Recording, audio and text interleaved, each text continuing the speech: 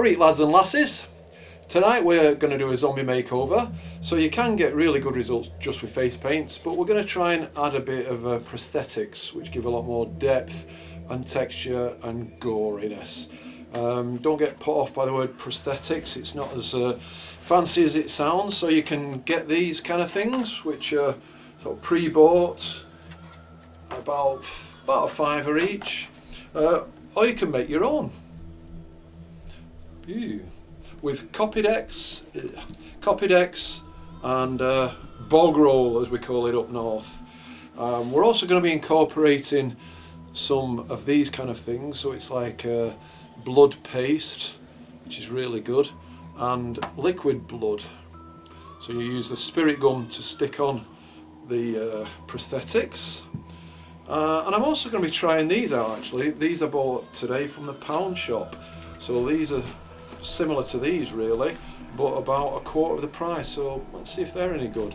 So first of all we're going to find some non-stick surface that we can put the Copidex onto. I'm using an old box of aftershave collection which my mother gets me every Christmas and I never use, so it's coming useful at last. Whey! So we smear on a layer. You can use a hairdryer if you want to speed up the process, or you can just let it dry for a couple of hours, so that you build up each layer without it being just one big soggy clump that will take ages to dry. So the next thing is you can start to stipple the Copidex while it's still a little bit wet, not straight on, but after it's gone a bit tacky. This is where we use the bog roll or toilet tissue to give a bit of texture to the actual Copidex. So I always like to rip off the straight edges, just so it looks more natural and it all blends in together better. I'm painting them here. You don't have to do, you can do it once you've stuck it onto the flesh, but I'm just sort of getting a more visual effect of how it's going to look. Save a bit of time later on.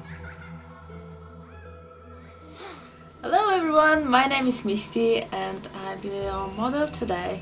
Hope you enjoyed this video. So we're going to use one of these homemade ones first and use the spirit gum. Thin layer, all it takes, it'll dry quicker. So we'll put that there, I think. So this is a bought one, it's an oozing wound one. So all this side is now homemade, and all this side, coming off a bit but it will keep patting down, is bought stuff. What we're going to do with this one here is just sort of cut little strips, so it's like strips of hanging flesh. So what we're going to do now is give it a bit of colour. No, distract from the colour.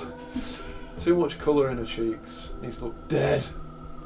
We're going to merge the prosthetics in with these jars of the thick blood, so it looks less just sort of stuck on and it blends into the face.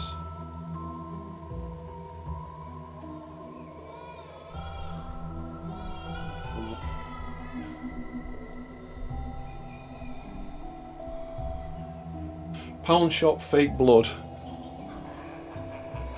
Yeah, it's a bit watery, but that might be good to get some dripping blood effects.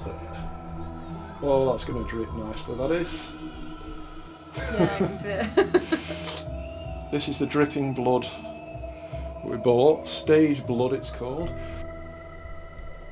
See, that's much darker. Right, you can put your head down again now and it'll drip nicely. Yeah, that's a much darker, more realistic blood, I think. And then you need to open the eyes and make sure you get these little underneath the eyelids there. So we're going to get some black and just muss it up a bit so it's not just perfectly white. So we're using the pound shop fake blood spray now, which is pretty effective. It is a bit bright red, but it sprays nicely. I'm not sure how realistic it looks. Right, so I'm just going to do a few more fine little lines from each wound, just to blend it in. make it look a bit more realistic so they're not just stuck out there on their own. Et voila, the finished result. So I think the homemade ones are just as good as the bought ones, especially once you start moulding it in with this gory sort of blood stuff that you can buy. And some feedback from the model about how easy it was to remove afterwards. Basically the thick gory stuff that's really sticky and looks terrible, it comes off very easily. The fake blood spray from Poundland is actually very hard to remove, even though it's really watery, and even harder to get off the clothes. The dripping fake blood is easier to remove than the one from Poundland again.